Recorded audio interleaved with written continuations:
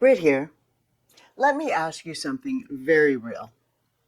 Have you ever looked at your past 40 years and wondered if you somehow missed it? Like maybe your best years are behind you and now you're just coasting? Statistics show that over 60% of women over the age of 40 say that they feel like they either miss their calling or it's too late to reinvent themselves. And society, well, we know it feeds that lie. It tells us that youth equals possibility and age equals limitation. But here's the actual truth. God's timeline doesn't run out on you, and your purpose doesn't have an expiration date. In fact, biblically and scientifically, some of the most powerful seasons of a woman's life begin after 40. So if you've been feeling restless, stuck, or like you've already missed your shot at life, I encourage you to lean in. Because what if I told you this could be the most powerful season of your life yet? Here's the biggest myth women over 40 believe. If I haven't figured out my purpose by now, I missed it. And culture pushes this idea that purpose is something you discover in your 20s, pursue in your 30s, and by midlife, it's basically too late to start over. Well, that's a lie. So let's break this down with God's word. Sarah was nearly 90 years old when she gave birth to Isaac, the child of promise. If Sarah had believed she was too old for God to use her, history would look very different. And Moses? He wasn't called to lead Israel until he was 80. Imagine if Moses had said, "Nope, sorry, I guess I missed my chance." Even Caleb, in Joshua 14, declared at 85 years old that he was just as strong to take new territory as when he was younger. Scripture demolishes this myth of being too late to step into your destiny. And science backs it up too, because according to a Stanford longevity study, many women in midlife report higher satisfaction and resilience when they embrace new and purpose-driven goals. And neurological research from Dr. Caroline Leaf shows that the brain can rewire itself at any age. Translation? You are not too old to grow or shift or walk in your divine assignment. Because the truth is, purpose is not age limited. If anything, maturity sharpens your purpose because wisdom and experience become tools that God can now multiply for his kingdom. So if you're listening to me right now and you're thinking, okay, I get it, but how do I know if I'm really walking in my God-given destiny, in his purpose for me? Well, that's exactly what I want to show you today. I've created a framework, 4 clear signs that you're living in your God-given purpose as a woman over 40. These are not vague motivational tips. They are biblical, practical, and backed by both science and real stories. And I'm living it right now. So by the end, you'll not only know if you're walking in your purpose, you'll also know the next step to take if you're not sure. If as I'm speaking, you're already nodding along and thinking, this is what I need. I can't wait to hear what you're going to tell me. I want to invite you into something. I offer a completely confidential call where we talk one-on-one about your season in life, your gifts, and how to step more boldly into your God-given assignment. It's an invitation to clarify where you're at, and you'll find the link in the description below.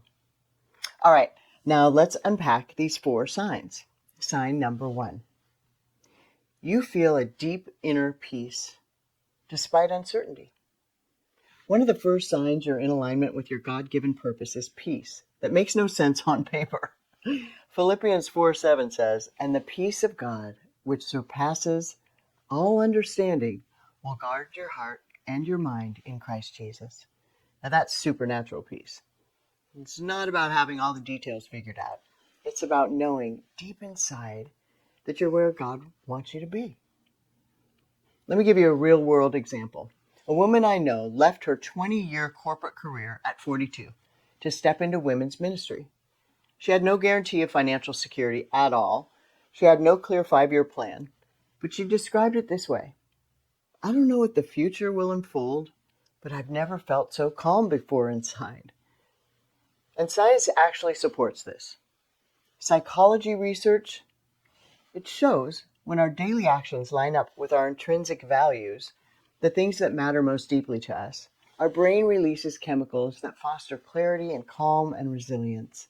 And that's why you feel peace when you're aligned with your purpose. And peace is not the absence of uncertainty, it's the presence of God's alignment. Sign number 2, your gifts and passion bless other people. Romans 12:6 tells us, look, we have different gifts according to the grace given to each of us. We're all different. And your gifts were never meant just for you. So a sign you're on the right path is when your gifts, your talents, your passions consistently bless other people. So think about this. Maybe people keep coming up to you for encouragement. Maybe you're the one that your friends call you for wisdom. Or maybe you found that your creative projects always lift other people's spirits. That's not random. That's God putting a spotlight on your assignment. Let me share a real story with you. A woman in her mid-50s started a simple mentoring group in her church, and she thought, who would even come? But within a year, she had dozens of women whose lives were being transformed by her wisdom. And her purpose wasn't a stage or a spotlight. It was using her gift of encouragement to bless others. And even neuroscience confirms this. Studies show that when people use their natural strengths in service of others, they report much higher levels of fulfillment and energy and longevity and just joy in their lives. So if your gifts keep showing up in a way that blesses others, that's not coincidence. That's a calling. Sign number 3, doors begin to open that you didn't force. Revelation 3:8 says, see, I have placed before you an open door that no one can shut. And when you're walking in God's purpose, doors do begin to open. Opportunities, connections, the right people at the right time, favor. And you don't have to manipulate or even strive for them. Think of it this way. There's a difference between pushing a heavy door with all your might versus walking through a door that swings open. One of my clients discovered her passion for writing at age 48. She didn't know where it would lead, but as she wrote, she was invited to contribute to blogs, then speak at women's events, and then she published her first devotional. She didn't force it. She loved writing, and she opened doors in a sequence that God then showed other doors just by putting one foot in front of the other. Psychologists talk about the concept of the flow state. When you're operating in alignment with your strengths and passion, opportunities often unfold more naturally. It's like life just kind of clicks into rhythm. A personal story about flow. My wonderful second dad's license plate says 4, the number 4, flow, Flow. He's a psychologist and has studied humans his entire life. He is such a big-hearted, amazing man and loves to race cars. So for years, he raced Porsches. Now in his 80s, he's hung that up. But flow was always something that he just adored. He wrote about it, read about it, taught seminars on it. And this flow state is real. And when you find yourself in your God-given gifts, that does bless other people. Now, why does he have it on his license plate? Well, he ended up racing Porsches for quite some time. And I'll tell you, one day we were on the track in California. I'll never forget this. It's a family personal story. In fact, I hope I don't regret telling this. But anyway, so I'm in the passenger seat. He's driving. There's an old track called the Bob Bondurant track many years ago. Beautiful way to get into flow when you're going over 200 miles an hour, right? So we're there with our crash helmets on. We're driving around the track. It's in the afternoon. And of course he's concentrating, right? And the moon was out. And I'm enjoying this, feeling peaceful, totally trusting that he knows what he's doing. And we're flying around the track. But it felt like we were going 50 maybe, right? It just felt so, Anyway, so there's the moon. I'm all, Papa, look at the moon! The last thing you want to do driving over 200 miles an hour on a racetrack in a performance vehicle is to look at the moon. So he did not. He kept going. But it is a family story to this day. It probably wasn't the smartest move to ask him to look at the moon. At any rate, back to you all. When doors open that you couldn't have orchestrated, that's a sign you're aligned with God's assignment. And let me share with you, I have had more of that happen in the last few years of my life that I could possibly describe. And I'll be sharing about some of that as we go on this journey together, the YouTube journey. At any rate, I'm so glad you're here. Let's continue so we can give you more ammunition for a successful life. Sign number 4. Your work glorifies God and builds others up. Colossians 3:23 says, "Whatever you do, work at it with all your heart, as if working for the Lord, not for human matters." Sister, your purpose is never just about you. It always circles back to God's glory and uplifting of others. And here's what that looks like. A 55-year-old woman turns her life testimony, including mistakes and redemption, into a book that encourages younger women. Her pain became someone else's roadmap to healing. That's purpose.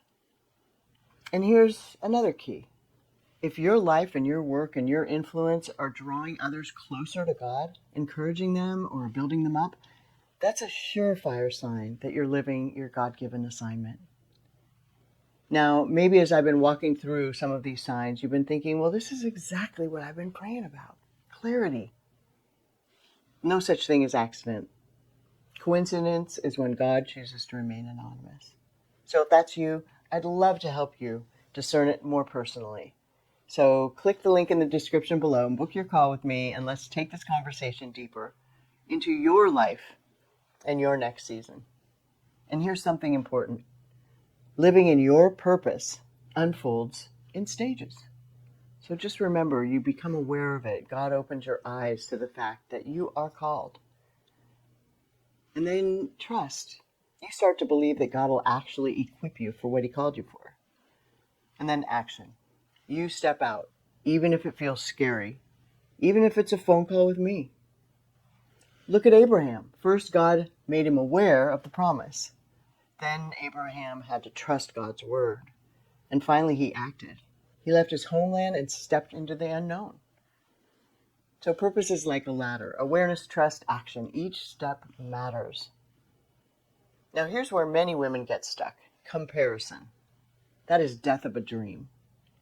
When we look at what others are doing and thinking, or think we have to look like that, our purpose is not found in that narrow thinking. Look at Ruth. She didn't chase every opportunity. She faithfully gleaned in one field. And that narrow focus led her into her destiny and lineage of Christ. So stop looking sideways. One lane's enough. And let me set you free. You don't need to perform your purpose perfectly. I sure haven't. God doesn't require perfection. He requires availability. Remember the disciples? None of them were perfect. They just said yes. And your purpose flows out of obedience, not performance. So here's something powerful. Obedience compounds. It's like that flywheel we've spoken about in other videos. You take care of that one step of obedience, you see a little fruit, and that gives you confidence, turns the next part of the wheel, and then the momentum builds. And of course, we heard about this in the parables of the talents, with Jesus teaching us that the ones who invested what they had saw it multiply.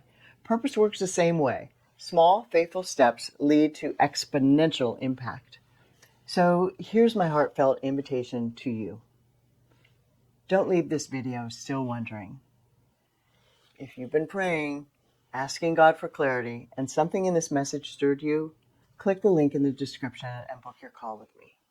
Let's clarify your purpose together so you step boldly into the next season of your life. And let me close with this. Your purpose is alive, whatever age you're at, 40, 50, 60, 70, 80, 90. I have a 93-year-old client who experienced freedom before she went to be with the Lord. You haven't missed it. You're not behind. In fact, you might be just right on time.